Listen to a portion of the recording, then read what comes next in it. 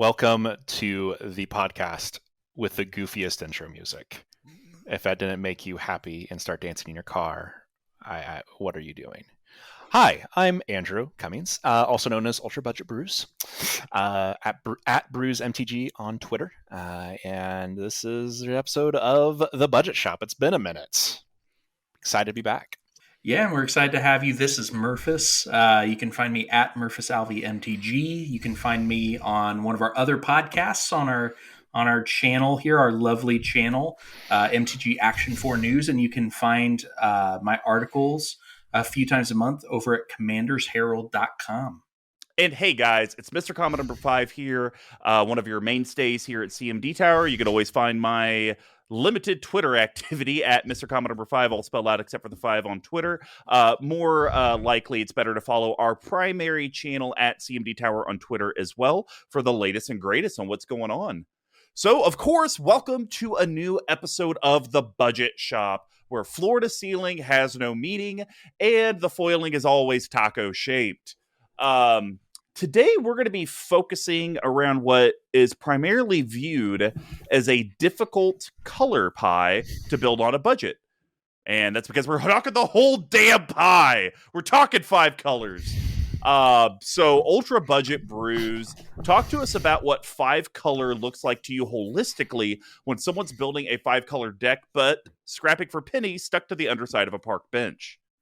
So building 5 colors on a budget is something that I don't typically do personally. I'll be entirely honest.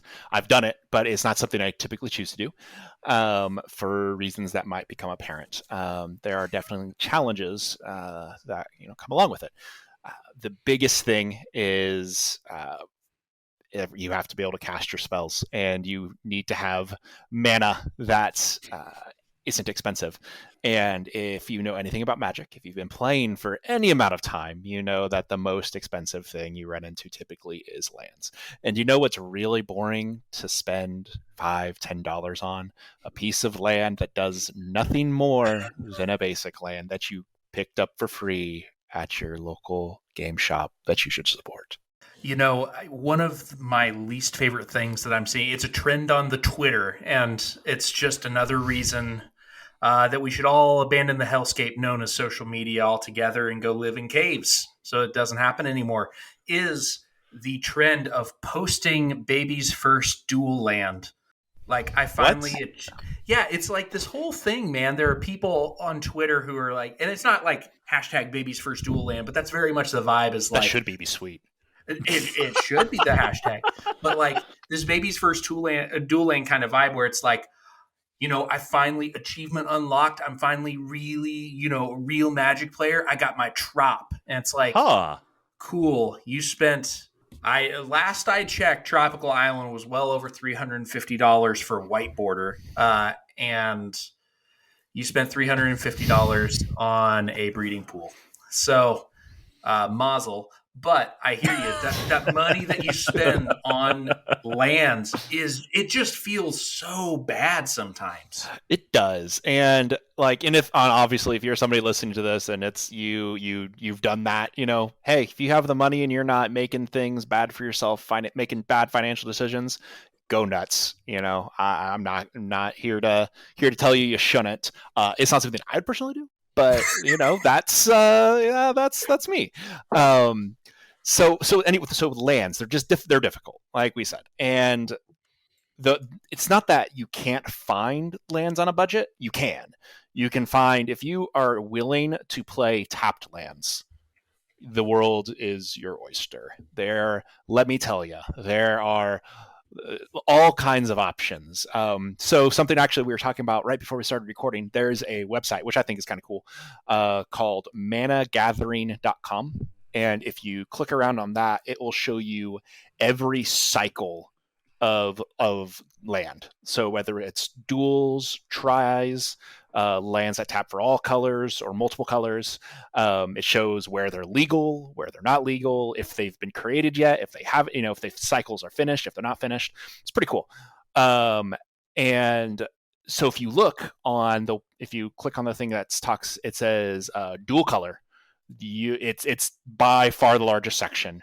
And there are so many. There are gain lands. There are Strixhaven campuses. There are reveal lands. There are snow lands. There are MDFC. There are, I mean, you name it.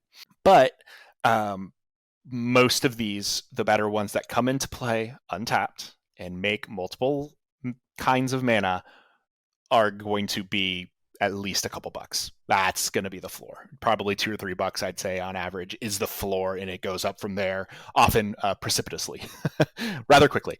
So I guess my question for you guys is: do you guys have any experience building 5-color budget mana bases? Because I don't want to just sit here and just talk at y'all. Nobody wants to hear that. So I'm curious if you guys have any experience with this also. So I have zero experience building 5-color on a budget, but that's mainly because when I got into building 5-color, the cost of entry into said dual lands and expensive lands wasn't what it was today. It was prices of 4 yesteryears ago. So said, plateau you could get for $70 or $60, not $250 like it is today. So, but the interesting thing that I saw is kind of like going through Scryfall and just using TCG Player Mid. There are 470 cards that are non-basic lands that are under $1. Interesting. Yeah, and so I think that's one of the things that I'm seeing and that I'll talk about through the episode is the best way to do 5-color on a budget is actually to pick a tribe. For example, like Base Camp is a card that can add 1 mana of any color, but you can only do it for Cleric, Rogue, Warrior, Wizards, or to activate one of those creature types thing. So, like, that's an example. Another one is something called Aeson Abbey, where it's a filter land that you could pay either 1, 2, or 2 mana to produce white, blue, or green. Well, producing colorless is not an issue in 5-color. So if you need a filter land with lots of options, there's cards like that. And then if you even increase your budget slightly, there's 247 non-basics between $1 penny up to $5. So I think a lot of us, and you could even kind of sense some of where your knowledge is even coming through, Oob, where we think of 5-color and we immediately think breeding pool or like Trop, like was Murphis' example. And I think if a lot of us take a step back, very much like the CEDH conversation of, Mana Crypt, that's a competitive deck.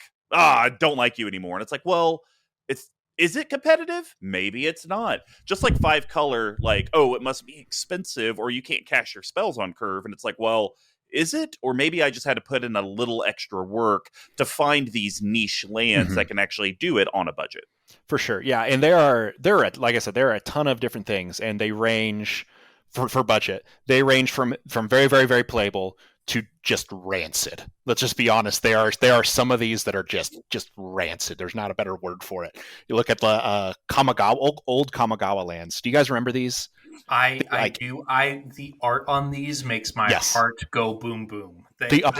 My first box I ever bought was Kamigawa. Lantern lit graveyard. That is such a cool piece of art.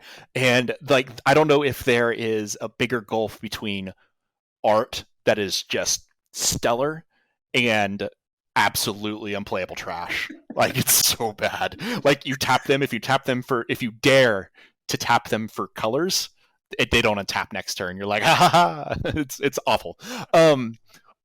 But like I said, there are some really good ones. So my personal favorite, just for my own personal experience, I love gates. Gates are some of my favorite things. I have had a Maze's End deck essentially since Dragon's Maze, or really since I started playing Commander, I guess. I've had one for a very, very long time, and it's gone through multiple iterations at this point because it used to be Golos, Ripperoni, and now it is Go Shintai. And at one point, Murphy was there for this, actually. I was like, you know what? I'm going to build this deck, and it's going to be all comes into play tapped lands. That's only one it's going to be. And nope.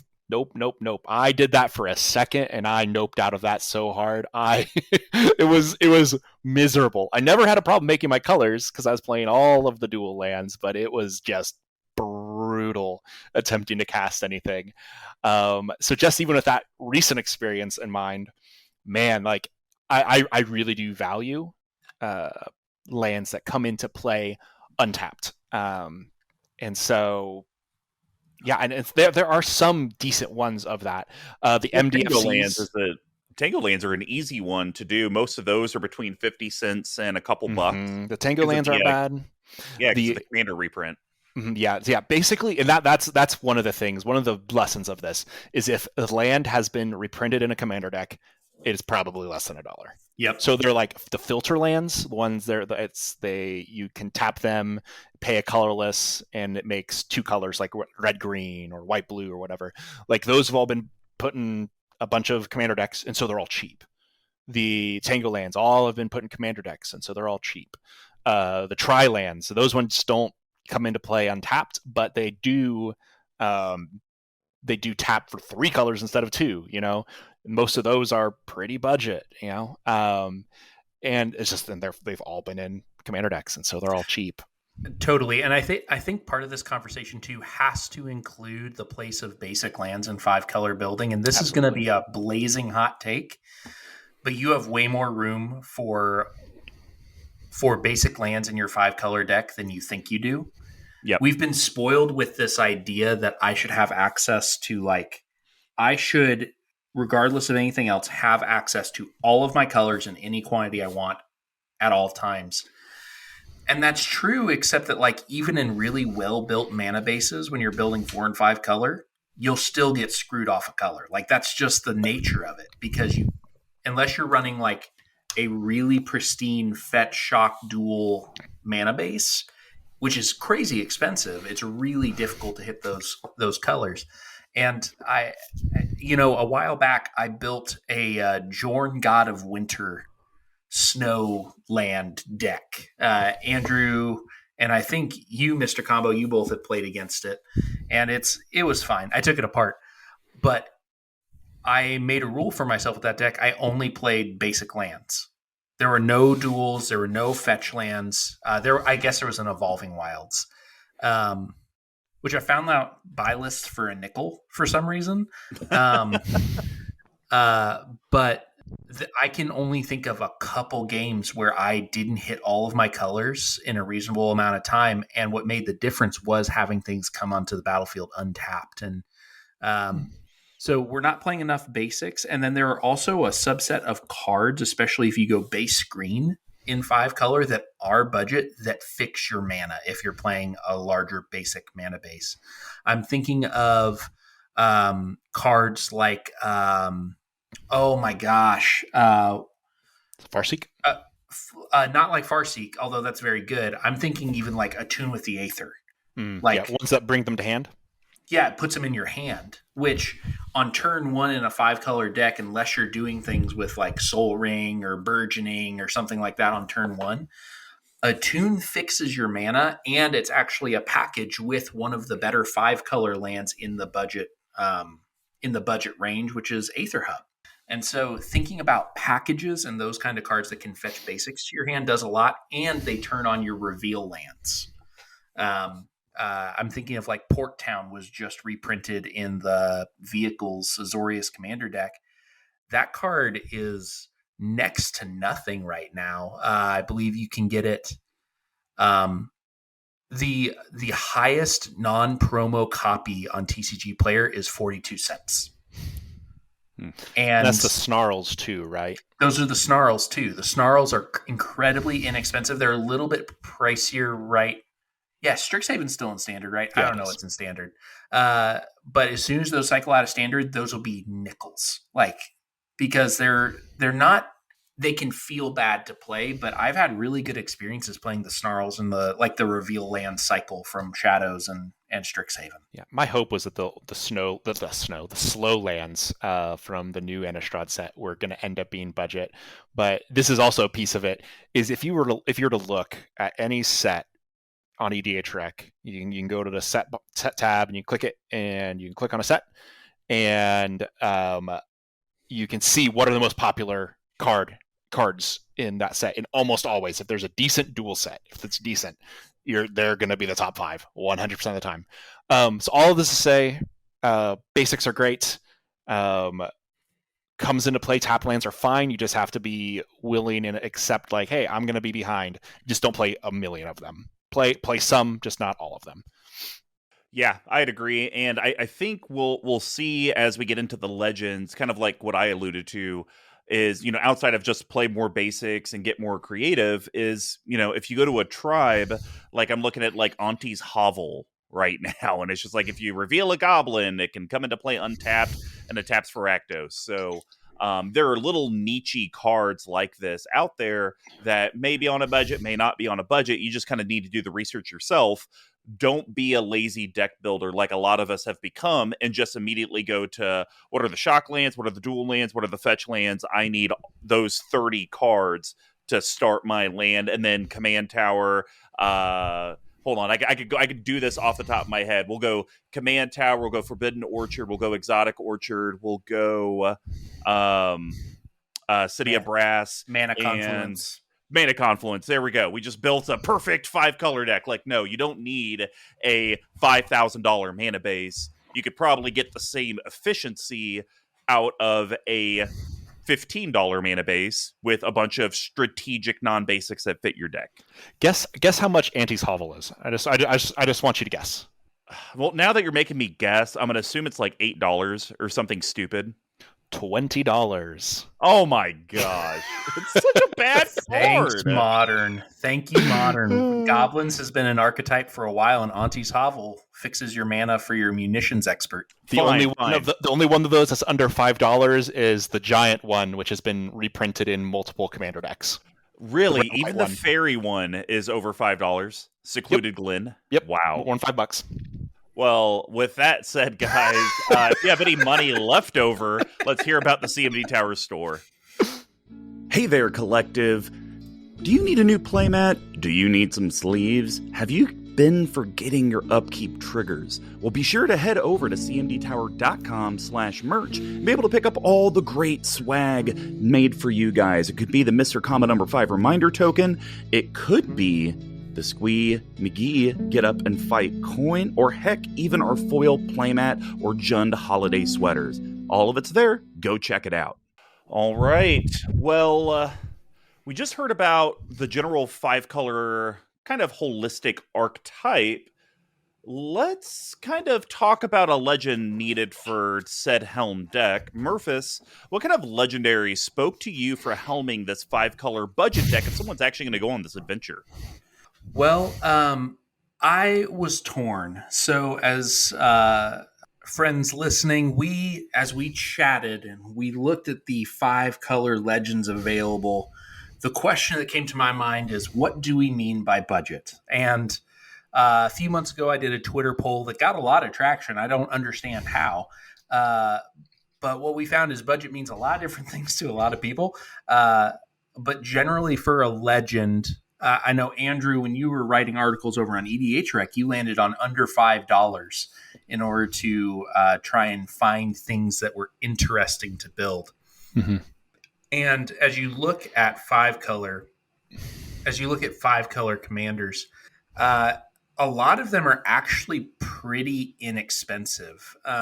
You have some pricey ones. You have your Sliver Overlords. You have your Ramos. Dragon. Dragon. Which is somehow Dragon is $60. Don't know how that happened. Somehow Child of Alara is $15.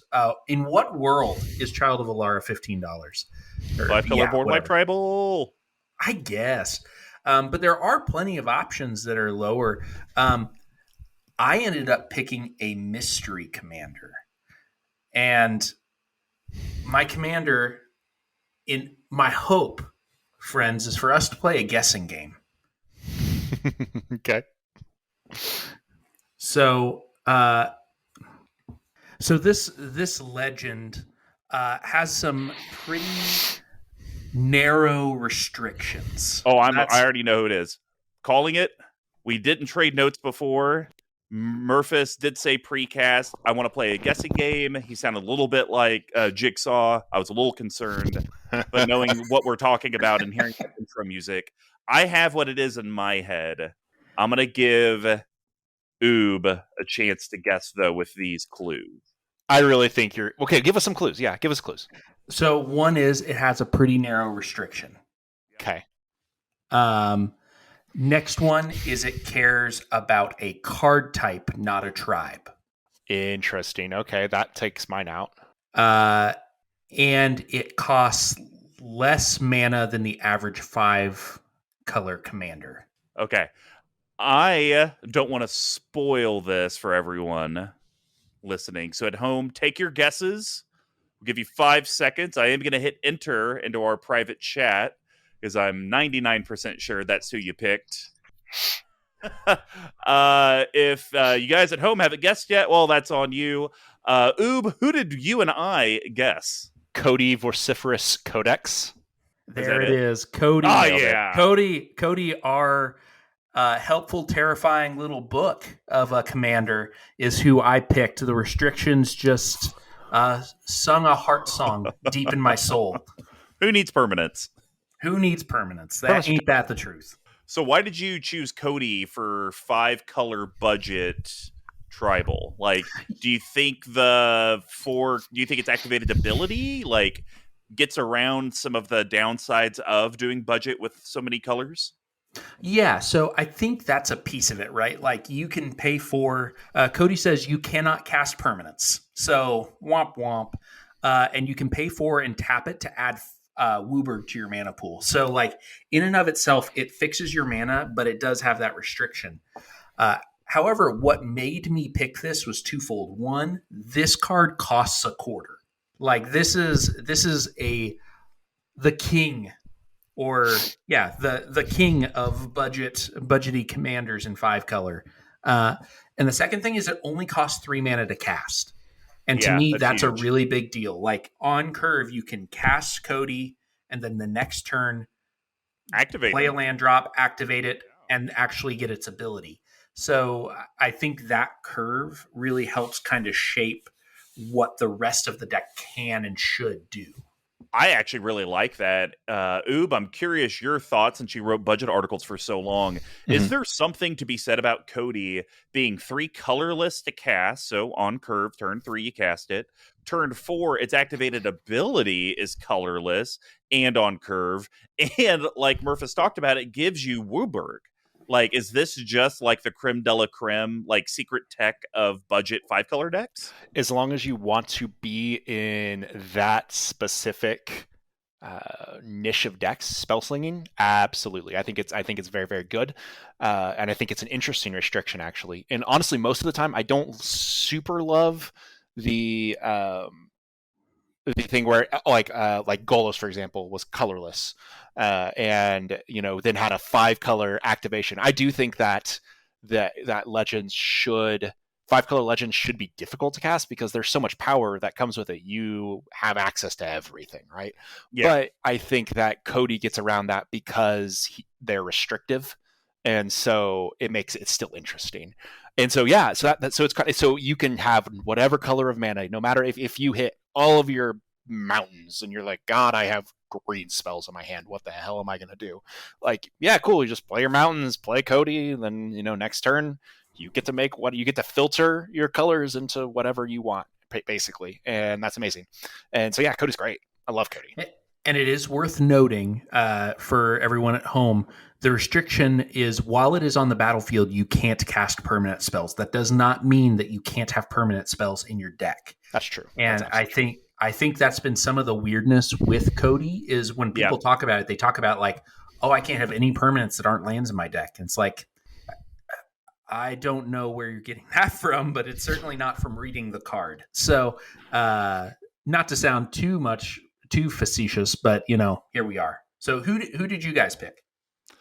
So the one that I went with, and I went with this option for very different reasons than yours.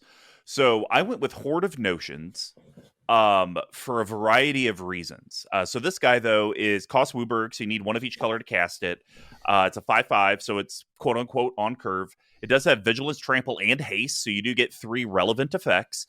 And for activated cost, Wooburg, it doesn't have a tap effect. It doesn't have any timing restrictions, no limit restrictions. You may cast target elemental card from your graveyard without paying its mana cost. So the reason I actually went down this route is I think we can all agree, when you think elemental tribal, usually think of Om Nom Nom Nom Nom. And when you think of Om Nom Nom Nom Nom, you get a lot more narrower of a color pie. And so in Omnath, and I'm going to probably limit this to 2 and 3 color Omnaths. I don't see a ton of 4 color out there in the Commander world. I know we initially did when the set came out, but I think that was more of a standard type thing, maybe a Pioneer. Commander, it's mainly the 2 and the 3 color. The staples for those are going to be very expensive. But what that's going to do is that's going to leave out, what would that be, black and blue or white? Black and white, if you're playing the white 3 color. Mm-hmm. Yeah. So black and white is going to have still a bunch of elemental options for you. So, and they're not being pursued by the Commander community because we don't really have a elemental tribal legend that's super, super popular. So you're going to be able to get a ton there. But then from an actual deck construction perspective, I think there could be this cool way of almost using hortifications and doing different like mill effects in your deck and using your graveyard as a second hand and being able to take these very expensive elemental cards that, you know, sometimes could be 6, 7, 8, 9 mana. Now you're just paying 5. So kind of like how Cody, you put in 4, you get an extra mana out of it. This is kind of also along those same lines of you put in your 5, but you're maybe getting a 1, 2, 3, or maybe even 4 discount. So those were a few of the areas that I kind of went to. Other things to kind of mention, there's only 1,000 decks of it. So I always think playing a budget deck, you want a commander that's not very threatening because inherently your responses are going to be a little bit slower, maybe an extra mana or maybe at sorcery speed, because that's just how budget works. From a card selection, there's 438 cards under $1 with the elemental subtype, and then there's 78 cards between $1 penny to $5. So you have over 500 cards to pick from that are $5 or less for a elemental deck. What are you guys' thoughts? I like elementals. I think they're interesting. Man, Horde Notions, God, he's like keyword soup, vigilance, trample, haste. Imagine if it was printed today. It would have like Stop it. protection from everything flying. Wait, you mean it would just be Kindreth, right? It'd be Questing Beast, but with 5 colors. Oh, there you go. Hilarious. Anyways, no, I like it. I think the activate ability is pretty cool. You're gonna have to work for it to make it, I think, worth it, which I think is fun. Yeah. Yeah, I agree. I like this pick a lot. I think elementals as a tribe are underutilized because even when you see the Omnath decks in the wild, even the ones that care about elementals, they're not elemental tribal decks. It's tokens mainly, right? It's tokens or like actually the teamer Omnath is like maybe not like a CEDH ranked commander, but it does CEDH things. In drawing cards when you play lands and all that kind of stuff. The card I love... Sorry, go ahead. Oh, I'm sorry. Yeah, the card I love the most, though, and this is outside of like our budget range that we're talking today, is Slither Muse, which comes in at a whopping 99 cents. And Slither Muse, I have gotten got by Slither Muse so many times. Got! Slither Muse costs 4 mana for a 3/3 and has Evoke for 4, but when it leaves play, choose an opponent. If that player has more cards in hand than you, draw cards equal to the difference. Oh, that's amazing. Gas and a half for 99 cents. And so it's things like that you don't think of that make me really love this pick. Sweet. So I actually wrote an article about this commander, which is kind of really fun. Yeah. So this was like, I think one of the only 5 color ones I ever wrote back in October 29th, 2018. I wrote, and it was Horde of Notions, and it was a Maze's End Charms deck. Because of course it was. Why wouldn't it have been? Oh my gosh. And because of how this is funny. So because of how I had to like write the article, I had to do screenshots of cards with their prices. So Tatiova was a budget inclusion at what? At a quarter. So that's fun. No. Yep, No. absolutely. And there are a couple other ones that were like, oh, those probably aren't right. But I just thought that was funny. I was like, oh yeah, Tattoo is great in this deck, in this budget deck. So people read those still to be. It's funny. Anyways, sorry. Yeah. So yeah, that's elementals are great. Yeah, Tatiova went up 1,000%. If anyone was curious, it's now almost 250. Yeah, exactly. Wow. Grr. Well, Oob, why don't you round out the panel? What was the 5-color legend you picked, and why did you think that was the path to go down for 5-color budgets in today's world? Because clearly we can't go off of 2018. Mm-hmm, absolutely. So I like to build weird things. I don't know if anybody knows me. I want to build things that are a little off kilter, and I looked at most of the really budget 5-color decks. It seemed like are like weird niche tribes like allies, scarecrows, elementals, or they're expensive.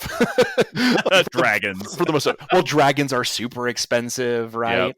Yep. And then there's just a bunch of, and slivers are crazy expensive. Not that I'd ever want to play a sliver deck. No, thank you. But what I do think was cool, and this is actually a shout out, the person who inspired this deck is one of the guys from our play group. He's newish to Magic, Brock.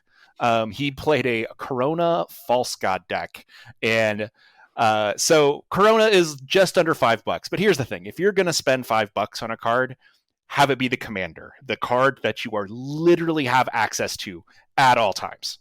Like, you will always get to play that card whenever you open the deck up. You know, I've had cards that I've spent, $5-6 on, and I've still never drawn them. Like, they exist in my deck, I guess. Maybe, I don't know. Like, I couldn't tell you because I only ever see it when I shuffle through to make sure that it hasn't like disappeared into the void.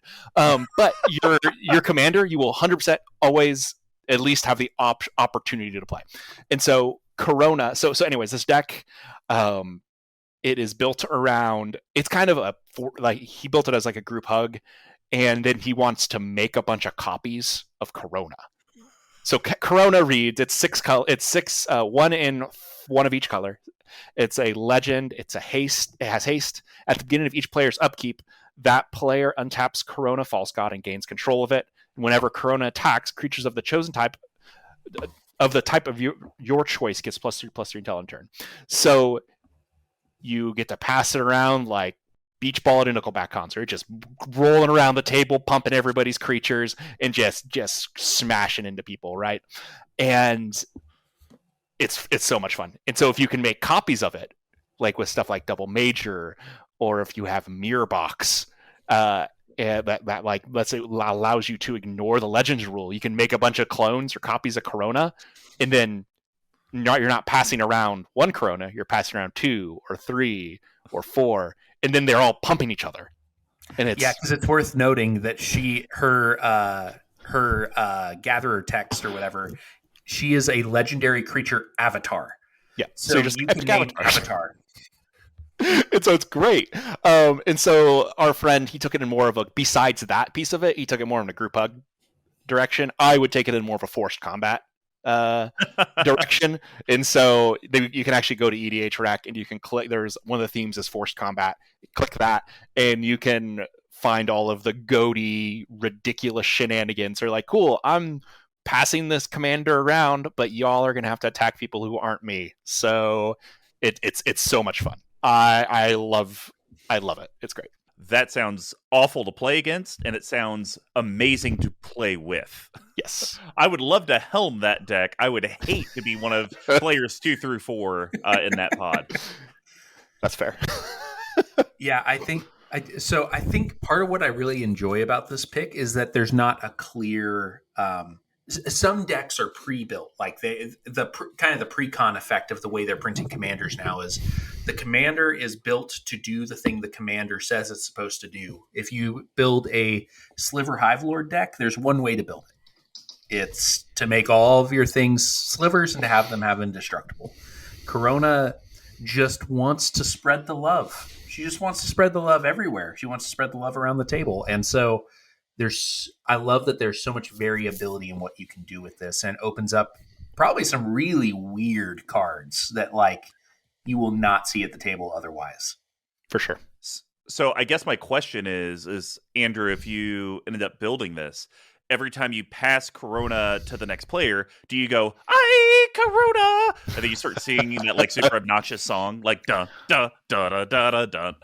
If you hope that you're at somebody's house and that they have like a stand-up bass or like an electric bass, so you that'd be great.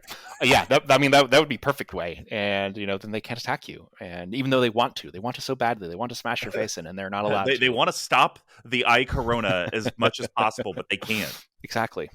So yeah, that's my deck. Well, that's awesome. Well, let's go hear a little bit about our awesome patron community before we head to our last segment. Do you like CMD Tower content? Do you wish you could have more of it? Well, you should head over to our Patreon, patreon.com/CMDTower. That's where we really lean on the community for help in running our channel, but also giving back to you as well. So for just literally $1 a month, you can join and get tons of soft value, opportunities to be on the show, interact with the collective in our very lively chat. And then, for even just $5, $15, or $25, you're going to get swag. You're going to get RK Post tokens. Really, it's one of the best values out there. Patreon.com/CMDTower. All right. Well, we're on to one of my favorite sections, the penny, the nickel, the dime, the quarter. Please don't sue us. This is where we are going to take the legend that we have just talked about and kind of talk about cards that are, you can tell, under a penny, under a nickel, under a dime, and under a quarter, that, we feel like could really bring this home. So I'm going to start this off with my Hoard of Notions, and I got some very, I think, cute cards, and I'll be very curious if my logic behind why the card meshes with someone who legitimately writes about budget decks for, I guess you would call it a living or a hobby? Hobby, yes. So for my under penny, and this is right at a penny, Earth Cult Elemental. I think this card's amazing for a budget deck. Earth Cult 4 colorless, red, creature elemental. It's a 6/6. So we're on curve, 6 for 6. And it has Siege Monster. Yes, this is a stupid card from a Forgotten of the Lost Realm, where every basic effect has a special name. So when it ETBs, you roll a d20. 1 through 9, each player sacks a permanent. 10 through 19, each opponent sacrifices a permanent. 20, each opponent sacrifices 2 permanents. I looked at this in a few different lights. One, I think there's going to be a reoccurring theme in this elemental budget deck with ETB effects. So as many as we can get of those, that's going to be better. Something I really like about this is that it is a permanent. It doesn't force them into a creature or an enchantment. Sometimes you can miss on your opponents when you're trying to do quote-unquote removal because maybe they don't have one of the things a la... I always forget that Gruul card that you need a legal target for enchantment, artifact, basic. Decimate, yep. Decimate, yeah. That's the one that always gets people like, wait, I have to target one of my own? Crap. Okay. So at least this gets around it. And I look at it this way, half glass full. You pay 5, you make your opponent sacrifice 3 permanents, and Earth Cult goes back into the graveyard. Or if you go 10 through 20, you paid 5, got a 6/6, and all of your opponents lost a thing. Oob, am I hitting the right notes of what it means to be budget and trying to be efficient? I feel like this, at its worst, is a giant 6/6 for 6. What's the Fleshback Marauder? Oh, there you go. Like a little bit. I mean, obviously, they can pick any permanent, but yep. Its downside in this deck isn't really a downside. Sure, you'd maybe rather be able to attack somebody with a 6/6 and then eventually have them kill it honestly. But yeah, if you do have to sacrifice something, you sacrifice this so you can bring it back again, and hope that your luck's better this next time. And I think it's great. I've never seen this card in my life, so this is super cool. I played the hell out of this card on Arena in the AFR drafts or whatever. Oh, how'd it do? It slaps. It's okay. I wouldn't call it the best common in the set or anything close to that. But when you crit, when you roll that 20, you feel like the clouds have parted and the sun is shining and there's a little smiley face on the sun shining down. You kind of like Teletubby sort of stuff. And it's just this really warm feeling as they sacrifice 2 permanents that are likely meaningful at that point in the game. So you love to see it. That's fair. Well, my nickel made it by a penny at 4 cents, and it's by far the cheapest copy of this card you can get. I think Flamekin Zealot is also an amazing budget card for an elemental deck. Colorless, red, red, white. It's an elemental berserker. It's a 2/2. But when it ETBs, creatures you control get +1/+1 and gain haste until end of turn. Are you kidding me? Okay, it's best day. You just cast it from your hand for 4, and then everything gets haste and +1/+1. Or I bring it back from my graveyard for 5. It's almost just kind of like having an anger that I can activate for 5 at any given moment.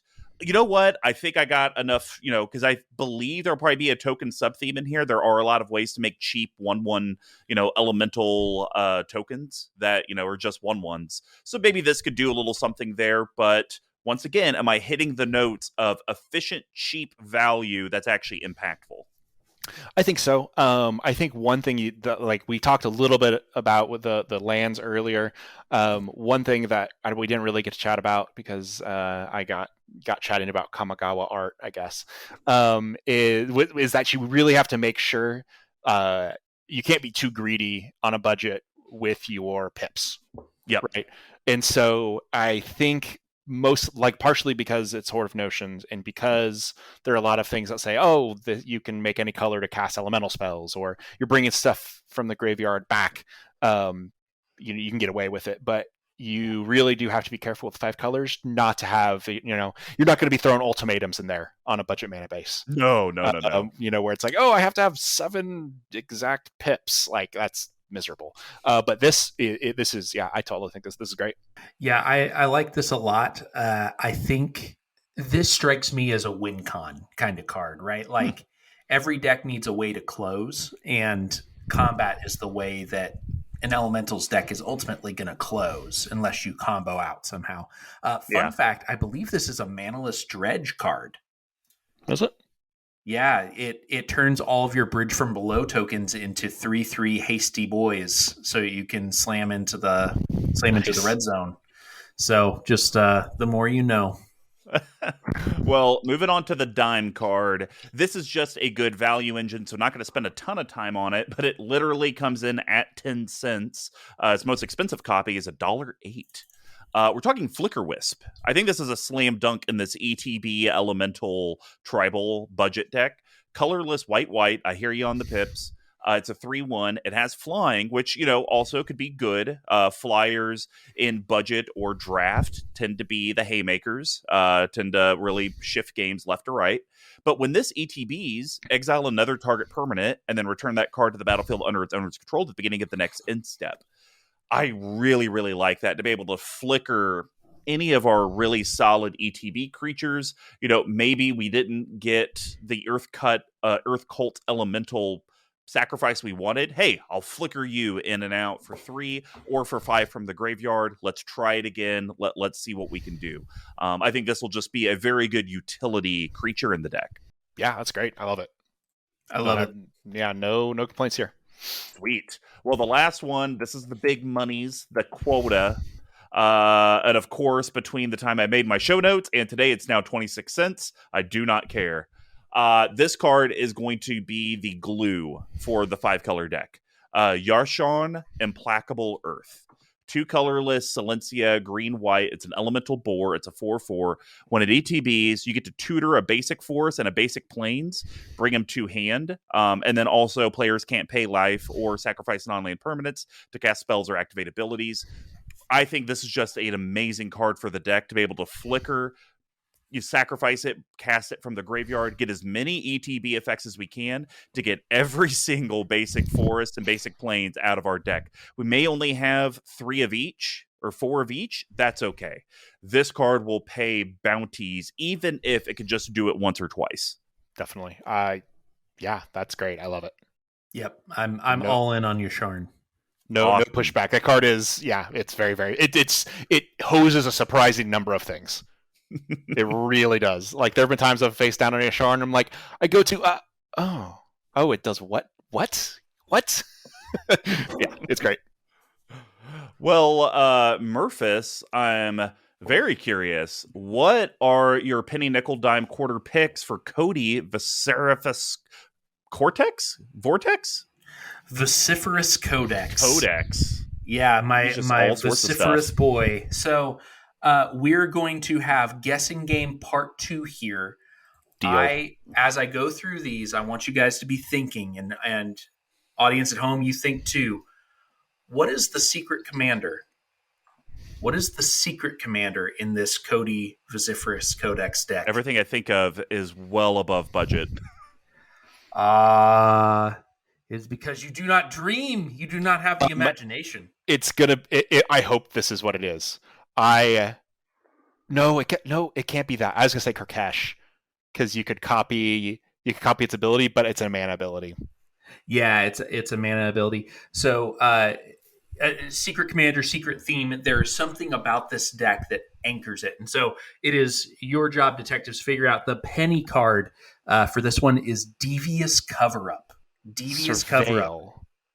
No, so this is coming in at a penny from Innistrad Midnight Hunt. This is 2 blue for an instant counter target spell. And if that spell is countered, exile it. You may shuffle up to 4 target cards from your graveyard into your library. Huh. Is this a Cascade deck? Well, that is the nickel. We're going to talk about my nickel card next. So, is this like a Fibblethip deck? Is he like the secret commander in the 99? I love where our heads are at. So this card is, to just give a brief explanation, this card is interaction. It helps protect Cody when they're out. Now, double blue pip isn't the easiest thing in the world, but in my imagination, this deck is base blue-green in terms of like interacting and drawing cards plus mana fixing. So that's kind of how I've constructed this theoretical mana base as well. So Devious Cover-Up. Have you guys played against this card before? No, because it's probably a 4 mana instant counter spell. That's probably why. I think I've seen it on Arena where people were like basically like doing some kind of blue-white control deck where it's like, hey, I'm never going to run out of cards, so I'll get you eventually. And you loop Devious Cover-Ups and stuff. That was miserable, if I can be very honest. So nickel. My nickel card is only a nickel because it was reprinted in an AFR commander deck. Nice. And that is Bituminous Blast. Bituminous Blast. That's the red-black one, right? That's the red-black one. 3 red-black, instant Cascade, and it deals 4 damage to target creature. Cascade, okay. Huh. So there's Cascade shenanigans, and we want to take stuff out of our graveyard and put it back in our library. And I put this in here because, again, interaction. I love playing on the stack. I love being able to interact on other people's turns. It's interesting to note that you can actually play Bituminous Blast on curve after you resolve Cody. Because you play your land, you pass the turn, you cast Bituminous Blast by activating Cody's ability, which actually nets you a mana. So you can play this 5 mana spell on turn 4 with Cody out. Oh, yeah. So, letting you skip a mana. So Bituminous Blast at a hard nickel. Well, what's this dime? Because I'm still drawing a blank on what your secret tech or commander is. Okay. Well, my dime is actually coming in at 6 cents, a hot 6 cents, and this is a sorcery, printed in Avacyn Restored and Iconic Masters. Both printings are the same 6 cents. Amass the Components. Amass the Components is 3 and a blue for a sorcery. It says draw 3 cards, then put a card from your hand on the bottom of your library. Okay, so it's bottom. Well, it's not Grenzo because that's creatures. Yeah, and Secret Commander, again, Secret Commander or Secret Theme. There's something about this deck that it's trying to do. So it may not be a creature. The Secret Commander may not be a creature. It's a theme. Huh, okay. It's a theme. All right. But this is card filtering, fills your hand back up. It is a sorcery, so it plays with Cody's restrictions and stuff, and it is something that you can actually play on curve after you play Cody as well. So Cool. I like that. And then my quarter coming in at a hot 20 cents. Is this the secret tech? Is this going to give it away?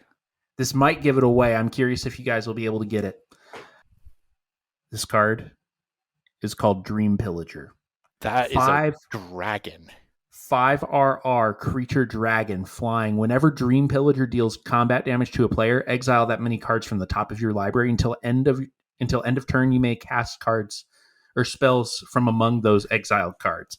So this is just a big threat that can gain card advantage. And you cannot play it with Cody on the battlefield. Right.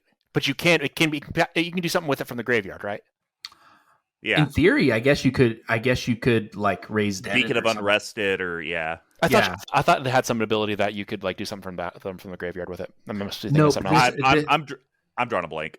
So the secret theme coming in at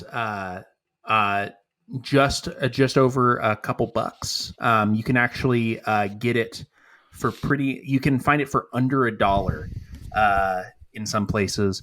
Is Dragon's Approach. Oh, it's under $1 now. You can find it for under $1. I have a Dragon's Approach. The average price is $2.24. So this will eat up a lot of a budget. I think of budget decks as under $100, so less than $1 per card average. So this is eating up a lot of slots.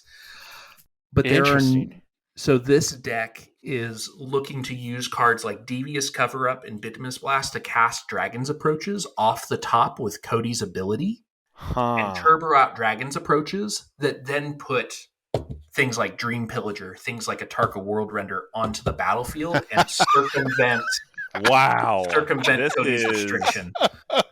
This is sweaty. That's so good. I love it a lot. Is it hot in here, or is it just me? That's hilarious. What in the world? I very well may build this deck. I don't know. It was like a Reddit rabbit hole today is kind of the vibe. Like, hunched over my desk, like, what can I do with this? So that's my budget Cody pitch. What are your thoughts? Man, I mean, I guess here's where I would go. I guess it depends on what dragons you're probably bringing in, because like I understand your budget, $100, so it's like, okay, I guess you would probably have 30 Dragon's Approaches in the deck? Is that the number? You don't actually need that many with Cody, which is the best part. You need maybe 12, maybe 15 in order to hit that, because whenever you're casting an instant or sorcery, you're just milling through the top of your deck and hitting one of those. You have nothing less than 3 mana. Oh, so that's the part that, okay, cool. That's what I was going to ask, is like, so there's nothing less than 3 in this deck. Instants or sorceries less than 3 mana. So Cody will always hit a Dragon's Approach. Interesting. That's clever. Okay. So that's like an old Living End sort of trick. Like, it feels a lot like Living End. And so you're not cheat. Like, there aren't a ton of dragons where you're like, I'm gonna get you with this crazy power. Like, you're not putting Dragon into play. You know what I mean? You're putting things like Black Dragon or Elder Gold Dragon or Young Gold Dragon or whatever that card is from AFR. You're putting in like 4 3s with haste and that kind of thing, and just beating down. And using cards like a Tarka, which is surprisingly inexpensive, less than 25 cents for a Tarka World Render, to like give everything double strike. How about now? Are you just using Dragon's Approach just to get that one dragon that you just talked to us about? Because I mean, you do have to exile the Dragon's Approaches when you do their effect. Right, totally. So like, this is a little, so you're not just getting one dragon. You might have 2 or 3 targets in the deck. And so you maybe want 18 of these Dragon's Approaches, so you can hit a few. You're not looking for a lot of dragons. You're looking for a few really good ones. And I say good in air quotes because at a budget, there aren't a lot of good dragons. Well, this might have to be a Murphis's Chop Shop in the future, because I feel like we could spend another 15-20 minutes talking about this. But we need to get moving. But Oob, last thought on this ridiculous Cody Dragon's Approach nonsense that we're not going to get sleep tonight because we're going to be thinking about this all night. Let me sell you on it real quick. I have just a couple words. Wipe ordered Chronicles original Elder Dragons. Those are all super budget. Let's go. I hear you. I hear you and I see you. I understand where this is coming from. I don't know who hurt you, but you don't have to play bad Elder Dragons in Elder Dragon Highlander. That was all I got. That's all I got. Okay. Well, Oob, why don't we round out the episode here at the Budget Shop with your Corona the False God. What's your penny, nickel, dime, quarter picks? Yep. So my penny is it's an uncommon from Kaldheim, so you probably can find these very, very easily. It's Path to the World Tree. I love this card a lot, actually. It's a 2 mana, 1 and a green for an enchantment. When Path to the World Tree enters the battlefield, you search your library for a basic land and reveal it and put it into your hand, then shuffle your library. That's important because typically if you're doing 5 colors on a budget, you're going to be more green heavy because green is going to allow you to do the things to find the colors that you need. So this also has a little mini ultimatum, which is my favorite part of the card. You pay 2, and in 1 of each color, you sacrifice Path to the World Tree, you gain 2 life, and draw 2 cards, and then an opponent loses 2 life. Path to the World Tree does 2 damage to 1 creature, and then you create a 2/2 bear. So if you have nothing else to do, it draws you some cards, it gains you a little life. It does like a little bit of everything. It's great. So I like this card. Like I said, it's kind of mana fixing. That also later on can have a decent level of effect. Yeah, I mean, I'm all for cards that essentially this is like a worse version of Farseek, but at least it gives you something later in the game to work off of. You know, it always feels bad, and that's why I've always been a big anti-burst card draw, because I hate just wasting a card, spent 4 mana, maybe got 2 cards. It's like, let me do more with that resource that I put into it. So I love that if it's turn 7 and you got shit all to do, I guess I'll just pay 7 and sack this guy and do a bunch of random bear-related things. Exactly. It's perfect. About you, Murphy, anything? Any I like this card. This feels like a very Andrew card. Yes. Do not sleep on a 2/2 bear. Just everything I know about Magic is that bear's going to get you. So it's instant speed, baby. Instant speed bear with flash. I believe bear with flash is Snapcaster Mage. Is Path of the World Tree better than Snapcaster Mage? Stay tuned. Okay, so for my nickel is Orzov Advocate. It is I love this card. Yeah, 3 mana, 2 and a white for a creature human advisor. At the beginning of your upkeep, each player may put 2 +1/+1 counters on a creature they control. If a player does, creatures that player controls can't attack you or a planeswalker you control until your next turn. So you get to put counters on yourself. So you're going to put counters on your Corona. And so that's just going to keep the party going as you're passing her to the left. It's going to be great. They're getting bigger. The Corona will not be able to attack you because it's creatures that player controls can't attack. So it doesn't matter if like they have haste creatures come in. It's just creatures that players control. So it's not like you're not targeting their creatures. You know, it's your card targeting the player, and then it's like the player affects the creatures. So if they decide to get counters and they get bigger, then they can't attack you. They got to attack each other. It's great. Yeah, I run this card. It's bananas. I do want to point out in the art, I've never seen the art blown up so much. The little minion next to the Advocate, it's doing like a frump face. Like, it's just like curling up its like bottom lip, and it's like almost going over its mask. Just, It's like what I imagine, like the old man neighbor, like when you're a kid growing up and someone's like, do you remember the old man that lived next door to you? Like, that's the kind of face that comes back to you as an adult, like some frumpy, scrunched up old man. It's that guy. Yeah, I totally see it. Just the harumph kind of feel.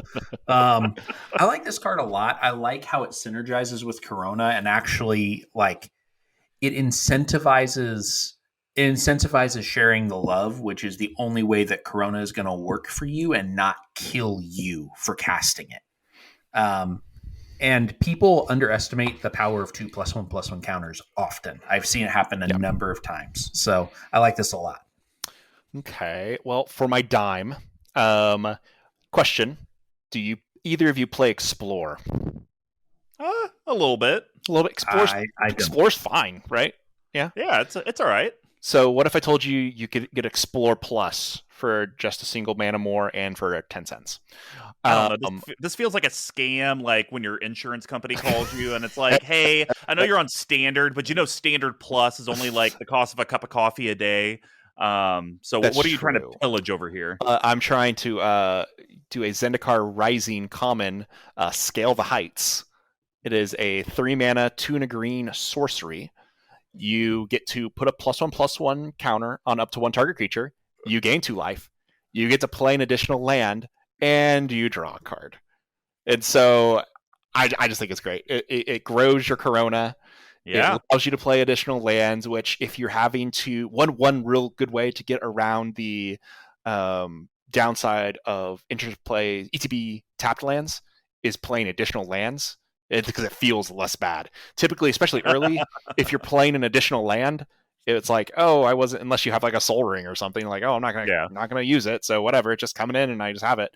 And so I think it's great. And then drawing a card is never bad; just replaces itself. I think it's a great card. Yeah, I like this card a lot. I think the life gain isn't nothing in this kind of deck where you're forcing combat. You have to have some kind of catch up mechanic so that other people are lower than you.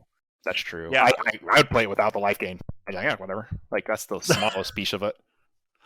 Well, fine. Yeah, I think it's good, and I think what's nice about these types of cards, Oob, is the way that WotC worded them. Because let's be honest, they could have totally worded it as in you may put a land from your hand onto the battlefield and then draw a card. So at least they gave it as like the static effect of you can play an additional land this turn, then you get to draw, figure out, hey, did I get maybe a better land to put down? Do I have other ways to draw cards to maybe do a better situation? Wizards, we don't give you flowers enough. Way to do a very simple thing well. I'm proud of you. Agreed. So my quarter, I think, might be the only deck I'd ever play this card in, which is sad because I love this card. And I don't know where else I would put it. It's probably the rare you'd be saddest to open out of Kamigawa. Any guesses? Kamigawa Neon Dynasty? Neon Dynasty Kamigawa. If you open this rare, I'm sure if it's, what do you call it? I think probably okay. But other than that, I know what you're talking about. I've seen a bunch of people pissed because they've gotten that as like their like chase rare out of like 8 packs in a row. Is it like a mono red card? It is not. It has red in it though. Oh, okay. Red, white, X. It's Samurai. Yes, the Samurai. Making the Samurai. Siege of Iganjo. Iganjo Uprising. It is red, white, and X. You create X 2/2 white samurai creature tokens with vigilance. They gain menace and haste until end of turn. And then each opponent creates X -1 2/2 white samurai creatures. Do you know what you can do with Corona? You can pick Samurai. It's so good. just make them huge. Give them menace, give them haste. They're now 5/5s. They got vigilance, and you're just taking everybody to Slappy Town. It's so fun. Slappy Town. Like I said, I wouldn't. And you're giving everybody else creatures to play with and hit each other with. It's like, oh, cool. They get Corona too, and now they're attacking each other with their 5/5 white samurai creature. Or they're attacking you with their 5/5. Here's the thing. Well, first of all, you're trying to not have that happen. Obviously, there are ways in the deck to make sure that doesn't happen and to punish them if you do. Also, sometimes you just gotta fly too close to the sun. Sometimes you fall because you flew too high, and you know what? That's okay. The 1 out of 4 games it works will be glorious. I love this card, and the fact that the Samurai have vigilance means that your menace your Menache 5/5s end up being 2/2s on the back end to block, and so it mitigates that downside a little bit because none of those other samurai have menace, and so that's I think a big part of why this card feels really this card feels so good here. It is unreal to me. This card is trash, and it feels so good. It is so bad.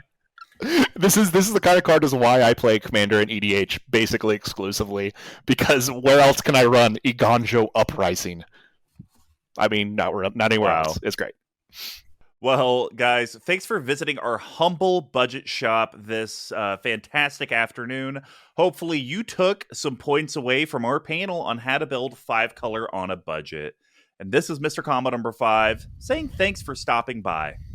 Thanks. This is Murphis saying thanks for stopping by as well, and looking forward to seeing you next time. And I'll be back in the nearish future. It'll be great. See you then.